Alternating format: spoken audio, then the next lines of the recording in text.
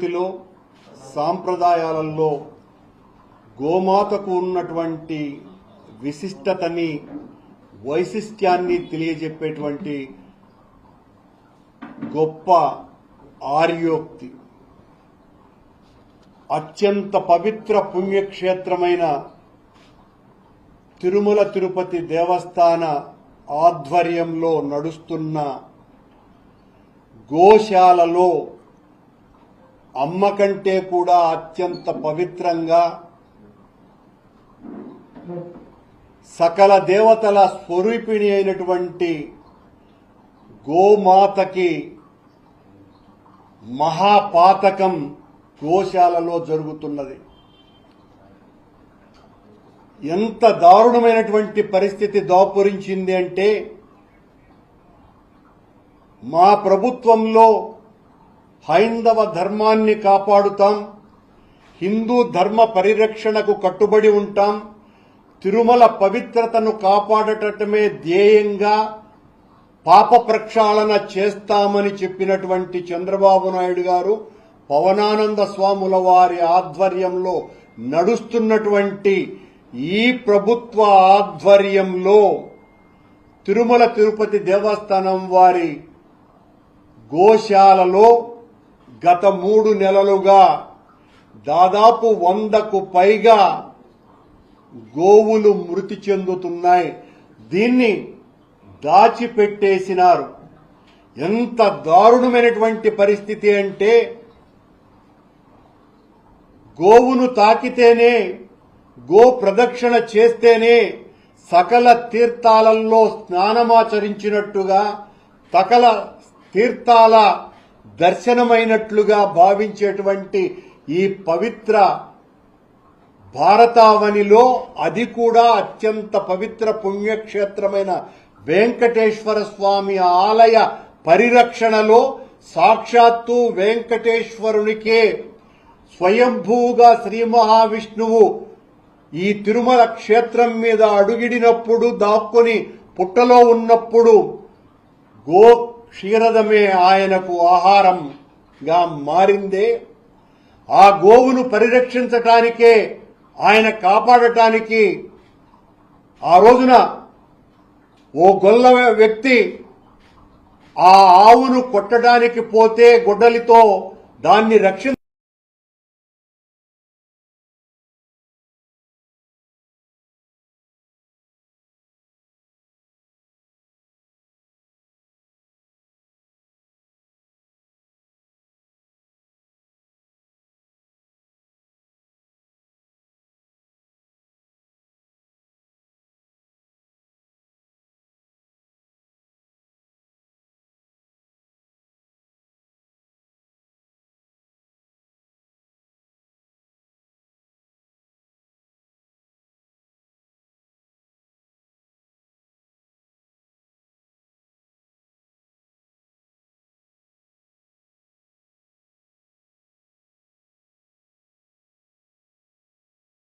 అని చెప్పినటువంటి చంద్రబాబు నాయుడు గారు పవనానంద స్వాముల వారి ఆధ్వర్యంలో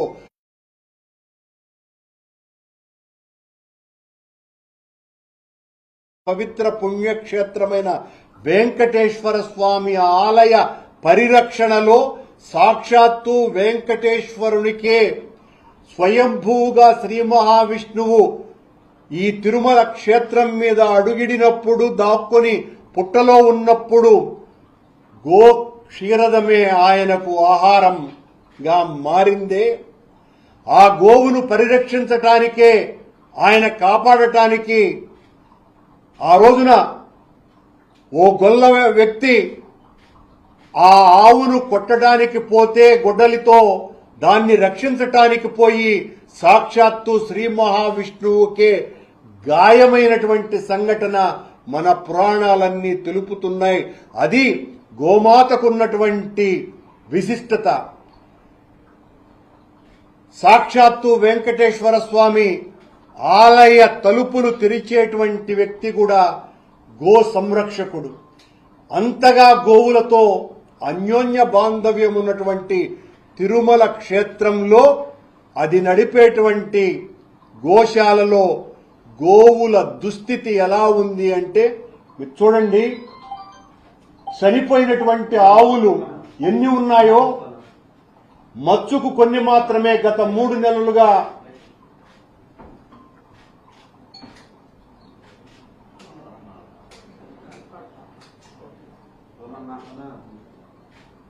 అత్యంత పవిత్రమైనటువంటి దేశవాళీ ఆవుల యొక్క పరిస్థితి ఇదంతా కూడా మన గోశాలలో జరిగినటువంటి దుస్థితి.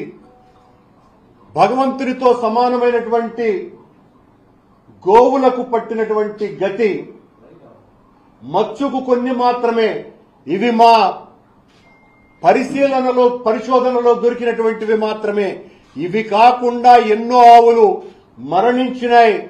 దిక్కుమొక్కు లేకుండా వాటిల్ని కనీసం పోస్ట్ మార్టం చేయకుండా ఎందుకు చచ్చిపోయినాయో అనేటువంటి విషయాలను కూడా మరుగున పరిచి దాదాపు ఈ 3 నెలల్లో దాదాపు 100కు పైగా దేశవాళీ ఆవులు మరణించినాయి. ఈ మహాపాతకం తిరుమల తిరుపతి దేవస్థాన అధికారుల పర్యవేక్షణ లేకుండా ఈ రాష్ట్ర అధినేతలకు ఊడిగం చేయడానికే వీళ్ల పాలనంతా కూడా సరిపోవటంతో అక్కడ పర్యవేక్షణ అధికారే లేకుండా పోవటం కారణంగా ఓ డిఎఫ్ఓ స్థాయి ఫారెస్ట్ అధికారిని ఇన్ఛార్జిగా నియమించినారు గోశాలకి. ఆ గోశాలకు నియమించినటువంటి అధికారికి గోవుల పరిరక్షణకు ఏ రకమైనటువంటి సంబంధము లేదు. ఈ రకంగా ఇంత దారుణాలు జరుగుతున్నాయి. వీటి మీద వెంటనే విచారణ జరిపించాల్సినటువంటి అవసరం ఉన్నది. ఇంత దారుణం ఈ కొండ మీద ఈ పరిపాలకుల యొక్క దాస్తీకానికి అత్యంత పవిత్రమైనటువంటి మన తల్లి కంటే కూడా గొప్పదైనటువంటి అమ్మ గోమాతకు జరుగుతున్నటువంటి ఘోరం ఇది. సనాతన వైదిక సంస్కృతి సాంప్రదాయాలలో గోవుకున్నటువంటి స్థానం అపూర్వమైనటువంటిది. వేదభారతి గో విజ్ఞానానికి, గోవుపై ఆధారిత వ్యవసాయానికి పెద్దపీట వేసింది తరతరాలుగా. ప్రకృతి పరిరక్షణకు ఆవు పేడతోనే అలకాలని మన పెద్దలు చెప్పినారు. ఆవు పేడ వల్ల విష క్రిమికీటకాదులు దూరమవుతాయి, పవిత్రత సిద్ధిస్తుంది. గోమూత్రం ఆరోగ్యప్రదాయకం. గృహాదులు నిర్మించుకున్నా, పండుగ పబ్బాలు జరుపుకున్నా ఆ ప్రాంతంలో గోవు తన దూడతో గ్రాసాన్ని తింటేనే ఆ గృహమంతా పావనమైపోతుంది అన్నటువంటి భావన మన హిందువులది. సకల దేవతా స్వరూపమైన గోవు తల్లితో సమానమైనటువంటిది. అందుకే తల్లిపాలు అందని పసిపిల్లలకు అమృతం గోక్షీరం. వేదం గోవు యజమాని పట్ల చాలా వాత్సల్యంతో ఉంటుందని తెలియచేసింది కూడా. ఇంతగా గోవు పట్ల సనాతన ధర్మం మనకు బోధిస్తున్నది. గోవు యజమాని కుటుంబంలో ఎవరికైనా కూడా అనారోగ్యం సంభవిస్తుంది అంటే ముందుగానే తెలుసుకొని ఆ గోవు అడవుల్లో వనమూలికల్ని, తృణాల్ని తిని ఆ మూలికల ద్వారా నాణ్యమైనటువంటి ఆరోగ్యానికి ఆ ఇంటికంతా కూడా అందజేస్తుంది అన్నది చారిత్రక పరిశోధనల వలన హిందూ ధర్మం యొక్క నమ్మకంగా, అది అందరి విశ్వాసంగా భాసిల్లుతున్నది. అంతటి ఉన్నతోన్నతమైనటువంటి స్థానమున్న మన భారతావని సంస్కృతిలో స్థానం సంపాదించుకున్నటువంటి గోవు యొక్క దుస్థితి వెంకటేశ్వర స్వామి ఆలయాల్లో జరుగుతున్నటువంటి పరిస్థితి ఇది. అందులోనూ కూడా వెంకటేశ్వర స్వామికి అత్యంత ప్రీతికరమైనటువంటి జీవి ఆవు. తనకే ఆహారాన్ని అందించినటువంటిది పవిత్రమైనటువంటి ఆ తల్లి. ఈ భూగోళం మీద ఆయన తపస్సు చేసుకుంటున్నప్పుడు ఆ పుట్టలో ఆయనకు పాలిచ్చి పోషించినటువంటిది ఆ ఆవు. ఆ ఆవు పట్లనే ఎంత నిర్లక్ష్య ధోరణితో ఈ ప్రభుత్వం వ్యవహరిస్తున్నది అనటానికి ఇంతకంటే సాక్ష్యం మరొకటి లేదు. ప్రతిరోజు కూడా సుప్రభాత సేవలో వెంకటేశ్వర స్వామికి జరిపేటువంటి సుప్రభాత సేవలో వెన్న తయారుగా ఉన్నది లేవు స్వామి అన్నది ప్రధానమైనటువంటి పాఠం ఆ సుప్రభాత సేవలో. ఆ స్తోత్ర పఠనంతోనే స్వామి యోగ నిద్ర నుంచి మేలుకుంటాడు. మేలుకున్న వెంటనే గోపాలుడు తలుపు తీసిన తరువాత వెంకటేశ్వర స్వామికి వెచ్చని పాలని ఆవు పాలతో చేసినటువంటి వెన్నని నైవేద్యంగా నివేదనగా ప్రతి నిత్యము ఇచ్చేటువంటి సాంప్రదాయం మన దేవాలయంది. అలాంటి దేవాలయం సంరక్షణలో ఉన్నటువంటి గోమాతకు జరుగుతున్నటువంటి అన్యాయం అంతా ఇంత కాదు. మా పాలనలో దాదాపు 550 ఆవులను, అత్యంత నాణ్యమైన ఉన్నతమైన ఆవులను, సాహివాల్, గిర్, కాంక్రీజ్ ఇలాంటి ఆవులని దాతల ద్వారా సమీకరించి గుజరాత్, రాజస్థాన్ ఇలాంటి పంజాబ్ నుంచి ఆ ఆవులను దాతల ద్వారా సమీకరించి వెంకటేశ్వర స్వామికి అనునిత్యము 1500 లీటర్ల పాలును అన్నప్రసాదాల వినియోగం కోసమని, అక్కడ జరిగేటువంటి అనేక కైంకర్యాల కోసమని ఈ స్వచ్ఛమైనటువంటి ఆవులతోనే స్వామివారికి నివేదన చెయ్యాలా అన్నటువంటి మహత్తరమైనటువంటి ఆలోచనతో మా జగన్మోహన్ రెడ్డి గారి పాలనలో ఆలోచన చేసి 550 ఆవులని రైల్వే మంత్రితో నేరుగా ఆనాటి అధికారులు చర్చించి రైల్వే వ్యాగన్ల ద్వారా వాటిని ఇక్కడికి తరలించి వాటిల సంరక్షణ కోసమని పెద్ద ఎత్తున మేము కార్యక్రమాలు చేస్తే ఆ ఆవులకు పుట్టిన దూడలు, ఆ ఆవుల దుస్థితి ఈ రకంగా ఉన్నది. మా పాలనలో రోజు 1500 లీటర్ల పాలు సమీకరించే పరిస్థితి ఉంటే ఈ రోజున 500 లీటర్లు కూడా కొండకు తరలి వెళ్లటం లేదు గోశాల నుంచి. ఇది పరిస్థితి. అక్కడున్నటువంటి అధికారుల పర్యవేక్షణ పూర్తిగా పోయింది. లేగ దూడలను పట్టించుకునేవాడు లేడు, చూడి దూడలను పట్టించుకునేటువంటి వాడు లేడు. మాయ బిడ్డలు కన్నప్పుడు వస్తే ఆ మాయను ఏం చేయాలో తెలియదు. ఆ మాయ యొక్క కంపు కొడుతూ ఉంటే అక్కడికి వచ్చేటువంటి భక్తులు తట్టుకోలేక విపరీతమైనటువంటి ఇబ్బందులు పడుతున్నారు. ఆవులకు పెట్టేటువంటి గ్రాసం అత్యంత పవిత్రమైనదేనని అందరూ వెండి పళ్ళాలలో సమర్పించుకుంటూ ఉంటే అక్కడ అనువైనటువంటి పరిస్థితులన్నీ కూడా ఉన్నప్పటికీ కూడా గోశాలలో వీళ్ల నిర్వాహకం కారణంగా చెత్తను వేసినట్టుగా ఆవుకు వేసేటువంటి గ్రాసం ఈ రోజున అక్కడ వేస్తున్నారు.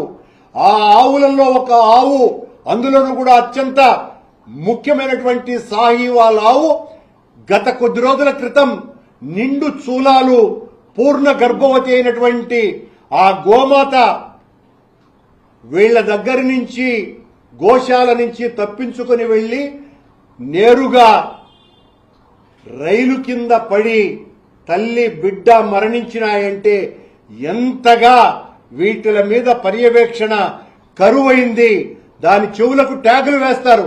ఆ ట్యాగును కూడా ఆ చెవును కత్తిరించేశారంట అధికారులు. అక్కడ ఉన్నటువంటి సిబ్బంది అది టీటీడీకి సంబంధించింది కాదు అని తేల్చటానికి ప్రయత్నం చేసినారు.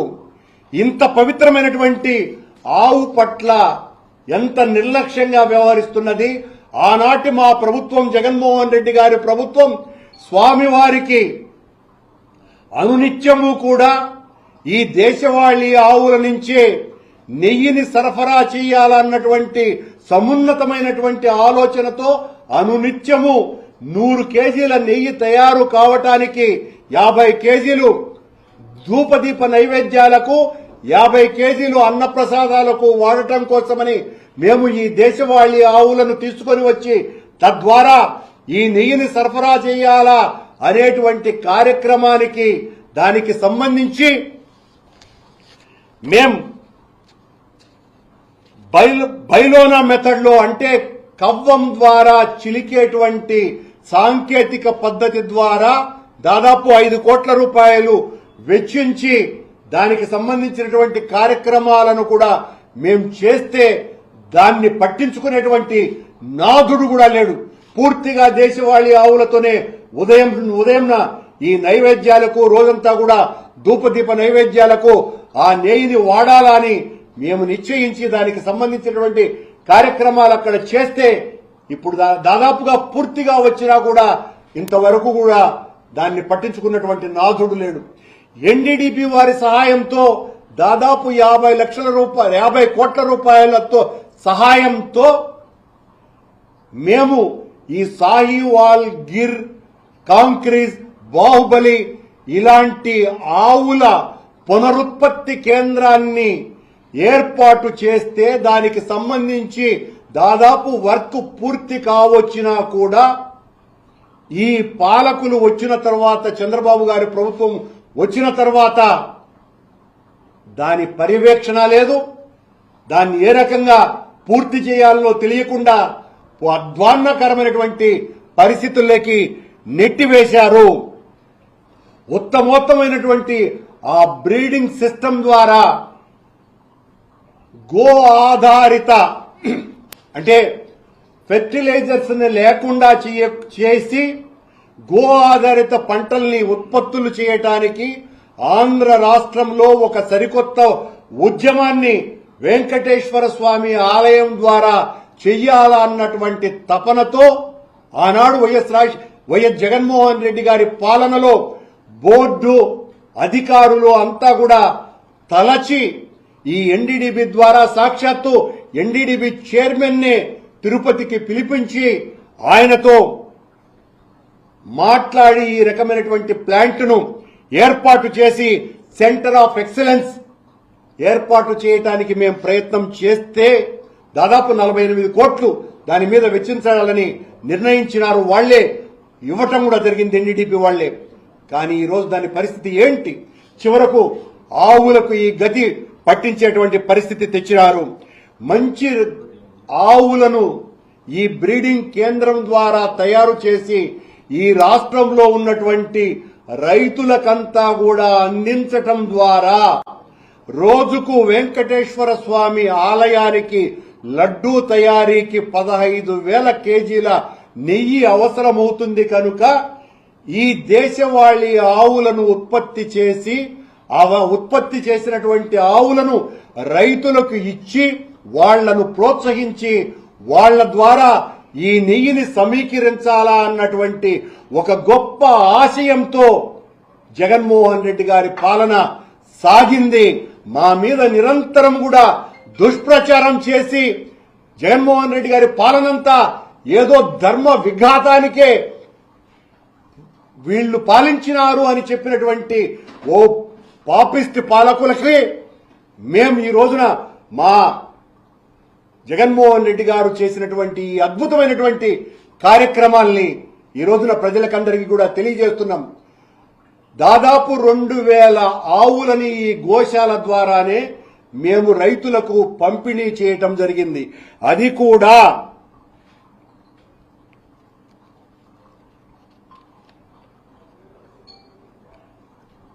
కూడా రైతులకు సంబంధించినటువంటి సాధికారిక సంస్థ ద్వారా ఈ ఆవులన్నింటినీ కూడా మేము అందించటం జరిగింది. ఆ ఆవులన్నింటినీ కూడా అద్భుతంగా ఆ రైతులు పోషిస్తున్నారు. ఈ రకంగా ఒకవైపున 15,000 కేజీల నెయ్యిని ఉత్పత్తి చేయటం కోసమని ఈ బ్రీడింగ్ సెంటర్ను ఏర్పాటు చేసినాం. మరోవైపున స్వామివారికి 60 కేజీల నెయ్యి ధూపదీప నైవేద్యాలకి అన్నప్రసాదాలకి వాడటానికి ఉత్పత్తి కేంద్రాన్ని బైలోనా మెథడ్లో ఏర్పాటు చేసేటువంటి కార్యక్రమానికి శ్రీకారం చుట్టినాం. మా పాలనలోనే, మా నాయకుడు జగన్మోహన్ రెడ్డి గారి పాలనలోనే చరిత్రలోనే మొట్టమొదటిసారిగా నవనీత సేవనం స్వామివారికి అనునిత్యము వెంకటేశ్వర స్వామి సుప్రభాత సేవ తరువాత వాడేటువంటి నవనీతాన్ని శ్రీవారి సేవకుల ద్వారా వెన్నను చిలికి అక్కడ 8 ఎకరాల స్థలంలో దాదాపు 40 గిర్రె ఆవులను పెంచటం జరుగుతున్నది మా పాలనలో. ఆ 40 ఆవుల ద్వారా వచ్చినటువంటి పాలను కాచి దాన్ని ఆ కవ్వంతో చిలికించి ప్రతిరోజు కూడా ఆ పాలతోనే ఈ రోజున నవనేత సేవ అనేటువంటి అత్యంత పుణ్యమైనటువంటి కార్యక్రమం. అంతవరకు కూడా వెన్న బయట నుంచి కొనేవాళ్లు. మా పాలనలోనంటే జగన్మోహన్ రెడ్డి గారి హయాంలోనే ఈ నవనీత సేవ అనేటువంటి కార్యక్రమానికి శ్రీకారం చుట్టాం. అది వెంకటేశ్వర స్వామి ఆలయం పట్ల జగన్మోహన్ రెడ్డి గారికి ఉన్నటువంటి చిత్తశుద్ధి, ధర్మ పరిరక్షణకి, గోమాత పరిరక్షణకి, గోవుల సంరక్షణకి, గో ఆధారిత పంటలను ఉత్పత్తి చేయటానికి, గోవులను మరింతగా పెంపొందించి రైతులందరికీ కూడా ఇచ్చి తద్వారా ఉన్నతమైనటువంటి నాణ్యమైనటువంటి దేశవాళీ నెయ్యిని భవిష్యత్తులో 15,000 కేజీలను తీసుకొని వచ్చేటువంటి బృహత్తర కార్యక్రమాలకు శ్రీకారం చుట్టే చంద్రబాబు నాయుడు, పవనానంద స్వాముల వారు మా మీద గరళం చిమ్మి విషవాయువులు ఊది జగన్మోహన్ రెడ్డి గారి పాలనంతా కూడా భ్రష్టు పట్టించినారు వెంకటేశ్వర స్వామి ఆలయాన్ని అని చెబితే ఆ ప్రసార మాధ్యమాలు ఆయన్ను మోసేటువంటి, వీళ్లను మోసేటువంటి ప్రసార మాధ్యమాలు అత్యంత నీచంగా మా మీద దాడి చేసినాయి. వాస్తవాలు ఇవి. ఈ రోజున వెంకటేశ్వర స్వామి ఆలయానికి అత్యంత పవిత్రత తీసుకురావటం కోసమని జగన్మోహన్ రెడ్డి గారే దీక్షా దక్షతతో పని చేసినారు అనటానికి మచ్చుకు కొన్ని ఉదాహరణలివి. మీ పాలనలో గోశాలనే మీరు రక్షించలేకపోయినారు. గోశాలలో ఉన్నటువంటి ఆవులనే మీరు కాపాడలేకపోతున్నారు. ఇంతకంటే దారుణం మరొకటి లేదు. ఇంత ఘోర పాతకం ఊహించను కూడా లేం. అక్కడ కేవలం గోశాలలో 2 డాక్టర్లు, అనిల్ బోనా అనేటువంటి డాక్టర్ల పర్యవేక్షణలో వాళ్ల నిర్లక్ష్యమో లేకపోతే మహేష్, వెంకట్రావు అనే 2 కాంపౌండర్ల యొక్క దక్షతలోనో అక్కడ ఉన్నటువంటి ఆవుల పరిరక్షణకు ఏమాత్రము సరిపోకుండా ఈ అటవీ శాఖ అధికారి పర్యవేక్షణలో జరుగుతున్నటువంటి నిర్వాకము, ఘోరము ఇది. దీని మీద చంద్రబాబు నాయుడు గారు ఇంతవరకు ఆయన ఒక జేఈఓను నిర్మించలా, సివిఎస్ఓను నియమించలా, ఫారెస్ట్ అధికారిని గోశాలకు నియమించేసి పబ్బం గడుపుకున్నారు, దుమ్ము దులుపుకున్నారు. ఇంతవరకు దాని మీద కూడా ఓ అధికారిని నియమించాలన్నటువంటి ఆలోచన లేదు. అక్కడ ఉన్నటువంటి అధికారినేమో సస్పెండ్ చేశారు. అతనికి ఏ సంబంధము లేకపోయినా కూడా ఆ తొక్కిసలాటకు సంబంధించినటువంటి వైకుంఠ ఏకాదశి రోజున జరిగినటువంటి సంఘటనలో బాధ్యులైనటువంటి వాళ్ల మీదేమో చర్యలు తీసుకోవాలా, బాధ్యత ఏమాత్రం కూడా లేనటువంటి వాళ్లను, అక్కడ ఏమాత్రము బాధ్యతలు ఇవ్వనటువంటి వాళ్ల మీద ఈ రకంగా చర్యలు తీసుకొని గోహత్య పాతకానికి శ్రీకారం చుట్టినారు. గోవు హైందవులకు అత్యంత ఆరాధ్యం, వైకుంఠాన్ని మించినటువంటి పవిత్రమని తెలిసి ఆదిదేవుడు వైకుంఠానికే విరక్తుడై తిరుమల చేరితే తన క్షీరంతో ఆయన ఆకలి తీర్చినటువంటి ఆవు పట్ల నిర్లక్ష్య వైఖరి ఈ పాలకులు చేస్తున్నారు. గోశాల గోవధశాలగా మారింది. గోశాల గోవధశాలగా మారింది.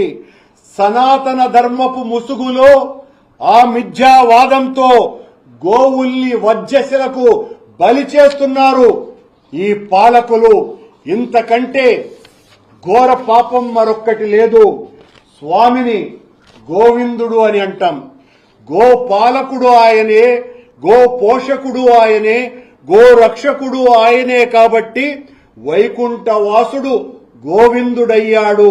అందుకే అలా పిలిస్తేనే ఆయనకు అత్యంత ఇష్టమని మనమంతా కూడా గోవింద గోవింద అని అంటామన్న సంగతి కూడా సర్వవిదితం.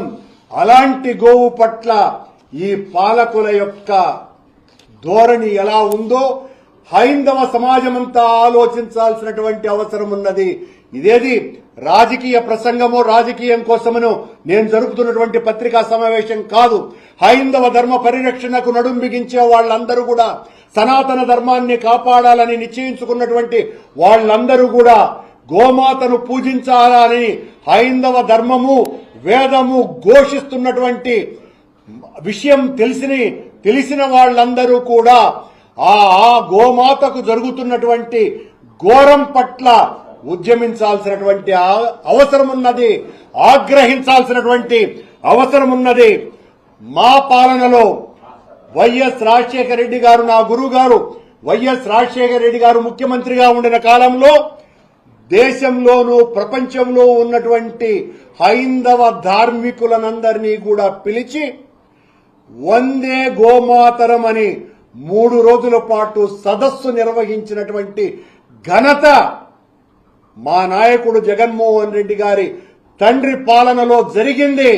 ఆ రోజున దాదాపు 2 నోబుల్ లారెన్స్ ను కూడా పిలిపించి గోవును ఎలా రక్షించుకోవాలి, గోవు యొక్క గోమాత యొక్క శ్రేష్టత ఏంటి అన్న దాని మీద పెద్ద ఎత్తున మేం సదస్సును నిర్వహించినటువంటి ఘనత జగన్మోహన్ రెడ్డి గారి తండ్రి గారికి ఉంటే, జగన్మోహన్ రెడ్డి గారి మీద రాజశేఖర రెడ్డి గారి మీద దాడి చేయటానికే తప్ప మీరు చేసినటువంటి ఒక్క మంచి పని కూడా లేకుండా చివరకు గోమాతకు ఈ గతి తీసుకొని వచ్చినారు. లోకమాత, లోకానికి అన్నదాత గోమాత. ఆ గోవుల చావు ఈ తిరుపతిలో జరగటం చంద్ర పవనులు చేసుకున్నటువంటి పాపంగా ప్రజలందరూ కూడా భావిస్తున్నారు అని తెలియజేస్తున్నారు. పరమ పవిత్రమైన ఆనంద నిలయుడి సంరక్షణ కేంద్రంలో ఆవులు అల్లాడుతుంటే, మరణయాతనతో అవి పరమపదిస్తుంటే అది పాలకుల పాపం కాదా, నీచం కాదా, గోవిందునికి చేస్తున్నటువంటి ద్రోహం కాదానని హైందవులంతా కూడా ప్రశ్నిస్తున్నారు అని ఈ సందర్భంగా నేను తెలియజేస్తున్నా. హైందవ ధార్మిక రాజధానిలో శ్రీవారి గోశాలలో ఆవు అల్లాడిపోతుంటే ఇది ఏ ధర్మ పరిరక్షణ? ఇది ఏ ధర్మ పరిరక్షణ అని అడుగుతున్నాం మేము. గోధర్మం కాపాడలేని వారు గోవిందుని ధర్మం కాపాడుతారా? పాలకుల్ని ప్రశ్నిస్తున్నా. ఈనాడు మేం జగన్మోహన్ రెడ్డి గారి పాలనలో గోమూత్రంతో, గోమయంతో అనేక సుగంధ ద్రవ్యాలను తయారు చేసినాం, అగరబత్తుల్ని తయారు చేసినాం. వెంకటేశ్వర స్వామికి వాడేటువంటి పూలు ఈ గోమయంతోనే ఈరోజు మేము ఉత్పత్తి చేసినటువంటి అగరబత్తుల ద్వారా దాదాపు 10 కోట్ల రూపాయలు వెంకటేశ్వర స్వామి ఆలయానికి ఆదాయం లభిస్తోంది. దాన్ని కూడా గోశాల అభివృద్ధికి మేం కేటాయించటం జరిగింది. అది జగన్మోహన్ రెడ్డి గారి ఘనత. గో ద్రవ్యాలతో సబ్బులు, అనేక రకాలైనటువంటి ఉత్పత్తులు, దాదాపు 15 రకాల ఉత్పత్తులను మేం తయారు చేశాం మా పాలనలో. జగన్మోహన్ రెడ్డి గారి ఆదేశాలతో ఇంత అద్భుతమైనటువంటి కార్యక్రమాలు నిర్వహించినాం. ఈ రోజున గో ఆధారిత ఈ పంచగవ్యాల ఉత్పత్తులు ఆంధ్ర రాష్ట్రమంతా కూడా విరాజిల్లుతున్నాయి. ఈ రోజున ప్రతి ఇంటిలోనూ కూడా వెంకటేశ్వర స్వామి ఉత్పత్తి చేసినటువంటి ఈ అగరబత్తులనే వాడుతున్నారంటే దాదాపు ఈ స్థాపించి ఏర్పరిచి 4-5 ఏళ్లు కూడా కాల దాదాపు 50 కోట్ల రూపాయల వ్యాపారం దీని ద్వారా జరుగుతున్నది అన్న విషయాన్ని గుర్తు చేస్తూ, వెంకటేశ్వర స్వామి ఆలయ పరిరక్షణకి, హైందవ ధర్మ పరిరక్షణకి, హిందూ ధర్మాన్ని ఎవరైనా పరిరక్షించినారంటే, వేల కార్యక్రమాలు జరిపినారు అంటే అది ఒక్క వైఎస్ రాజశేఖర రెడ్డి, ఒక జగన్మోహన్ రెడ్డి గారిల పాలనలో తప్ప చంద్రబాబు గారి పాలనలో ఏ ఒక్క మంచి పని జరగలేదు. జరిగిన మంచల్లా గోహత్యలు తప్ప మరొక్కటి కాదు. ఇదిగో ఈ సాక్ష్యమని తెలియజేస్తూ హైందవ ధర్మ ఉద్యమకారులందరినీ కూడా ఒక్కసారిగా విజ్ఞప్తి చేస్తున్నా, ప్రార్థిస్తున్నా, గోమాతకు జరుగుతున్నటువంటి ఈ ఘోరాన్ని చూడండి. అది కూడా సాక్షాత్తు వెంకటేశ్వర స్వామికి, శ్రీ మహావిష్ణువుకు అత్యంత ప్రీతిపాత్రమైనటువంటి దేశవాళీ గోవుకు వెంకటేశ్వర స్వామి క్షేత్రంలోనే జరుగుతున్నటువంటి ఈ ఘోర కలిని చూడండి అని తెలియజేస్తూ, ప్రార్థిస్తూ సెలవు.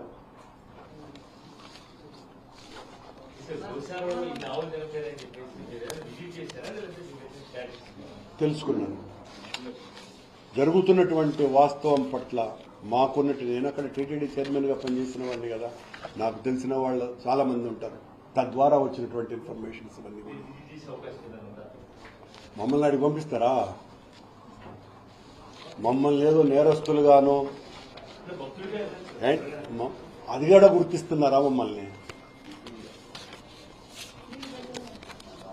ఇన్ఫర్మేషన్ ఇస్తే ఈరోజు వెళ్తాను.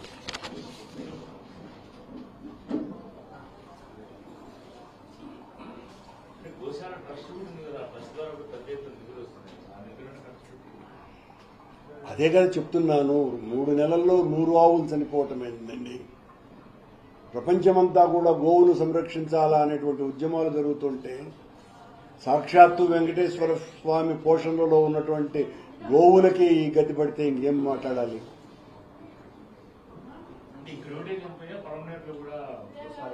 నాకు పలమనేరు సంగతి తెలియదు. మన గోశాలలో నాకు అక్కడ ఎన్ని చనిపోతున్నాయో మనకు దేవుడికి తెలియదు.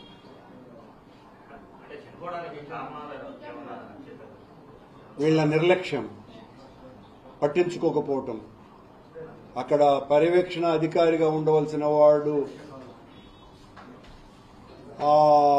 డిఎఫ్ఓను పెడితే, ఫారెస్ట్ ఆఫీసర్ను పెడితే ఫారెస్ట్ ఆఫీసర్ ఏం చేయగలడు?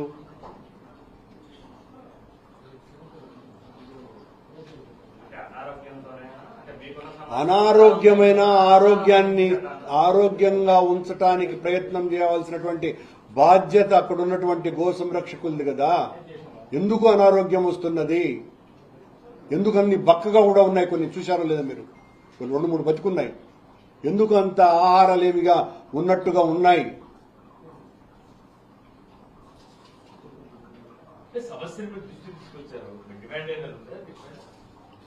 డిమాండ్ కంటే ఈ గోక హత్యకి కారణభూతులైనటువంటి ఈ పాలకుల యొక్క దాష్టికాన్ని ఎండగట్టడం ప్రధానమైనటువంటి పాత్ర నాది. దాని మీద వాళ్ళు ఆలోచించి వెంటనే దాన్ని సరిదిద్దుకోవాల్సినటువంటి బాధ్యత వాళ్ళది. నేను డిమాండ్ చేయటం కాదు కదా, బాధ్యత అది. మనమంతా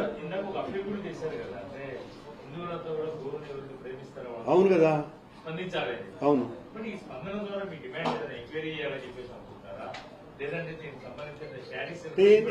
ఎంక్వైరీ చెయ్యమని చెప్పే మాటగా చెప్పటం వేరు రాజు గారు.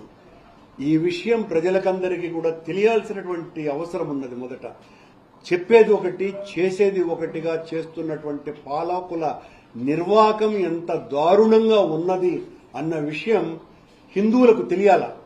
మేం ప్రక్షాళన చేస్తామని ఒక ఆయన నడుం బిగించి కాషాయం ధరించి మెట్లకంతా కూడా బొట్లు పెట్టుకుంటూ నేను సనాతని అని పోజులు కొడుతూ హిందూ ధర్మ పరిరక్షణే నా బాధ్యత అని చెప్పినటువంటి పాలకులారా, మీ పాలనలో జరుగుతున్నటువంటి చోద్యం ఇది. ఈ దారుణాలు మీ కళ్లకు కనపడడం లేదా? ఎంతసేపు జగన్మోహన్ రెడ్డి గారి మీద బురద చల్లటమే లక్ష్యంగా మీ పాలన సాగుతుందా? మా బాధ్యత కదా, మేము ఎండగట్టాల్సినటువంటి అవసరం మాకున్నది.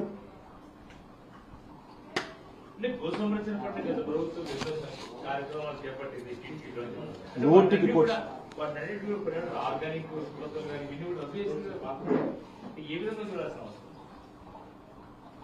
ఈ పాలకులకి జగన్మోహన్ రెడ్డి గారు చేసిన మంచినంతా కూడా తుడిచేయాలి. వీళ్ళు చేసేటువంటి చెడ్డంతా కూడా గొప్పగా ప్రొజెక్ట్ కావాలి. వీళ్ళు చేసే మంచి ఏం లేదు. సాంప్రదాయ ఉత్పత్తులతో నైవేద్యం పెడుతున్నామంటూ అవి నాసిరకంగా కల్తీవన్నీ వచ్చాయి. ముఖ్యంగా దాన్ని తీసుకుని టికెట్స్ కుంభకోణం కూడా చేశారంటూ కూడా టీటీడీ పాలక మండలిలోనే చెప్పడం జరిగింది. రద్దు చేశాము, 25,500 టికెట్లు పైగా రద్దు చేశాము. ఒక రియల్ ఎస్టేట్ వ్యాపారి దీని వెనక దందా నడిపాడని కూడా వాళ్ళు చెప్పారు. చెబుతారండి. మా మీద దాడి చేయటానికి, మా మీద దాడిని మోసేటువంటి బోయీలైనటువంటి ప్రసార మాధ్యమాలు వాళ్లకు ఉన్నంత వరకు సకల పాపాలకి రేపు ఈ ఆవులకు మరణానికి కారణమే పాత పాలక మండలి చైర్మన్ అని నా మీద కూడా దాడి చేస్తే వాళ్ళు దాన్ని విశ్వవ్యాప్తం కూడా చేయగలిగేటువంటి సమర్థత ఈ పాలకులకు ఉన్నది. పశువుల దానాకు సంబంధించి ఒక ఎన్ఆర్ఐకి ప్రత్యేకంగా కాంట్రాక్ట్ ఇచ్చారు, అతను నాసిరకం సప్లై చేస్తున్నారంటూ కూడా ఒక ప్రచారం, ఒక విమర్శ కూడా ఉంది. గతంలో అతనికి ఏదైతే ఒక ల్యాబ్ కోసం అతను విరాళం ఇస్తే అతని నుంచి కొనుగోలు చేయాలి. నాకు అంత డీటెయిల్స్ తెలియవు కానీ ఉన్నదాన్ని నేను ఇప్పుడే మీకు చెప్పా, ఉన్నదాన్ని భూతద్దంలో కాదు కదా కొండంత అద్దంలో చూపించగలిగేటువంటి సమర్థులు ఈనాటి పాలకులు.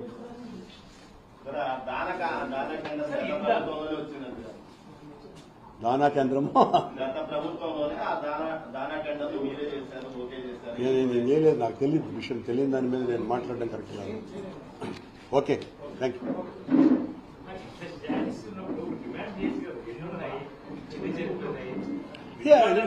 డిమాండ్ రాసుకోండి, అనుమానం ఏముంది? ఖచ్చితంగా దీని మీద ఎంక్వైరీ జరగాలనే విషయాన్ని నేను చెప్పా, మీరు ఫాలో అయినట్లేదు. నేను మధ్యలో చెప్పాను దాన్ని చెప్పాను.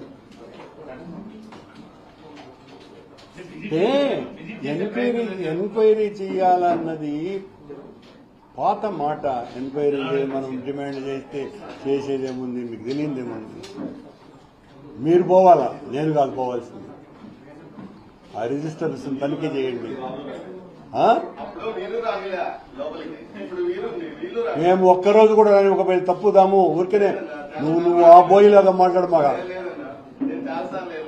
మేము అంటే మా మీద ఏదైనా చెడ్డ వార్త రాయడానికి నువ్వు పోతా ఉంటే ఉన్నదానికి లేని దానికి నాకు తెలియదన్నా.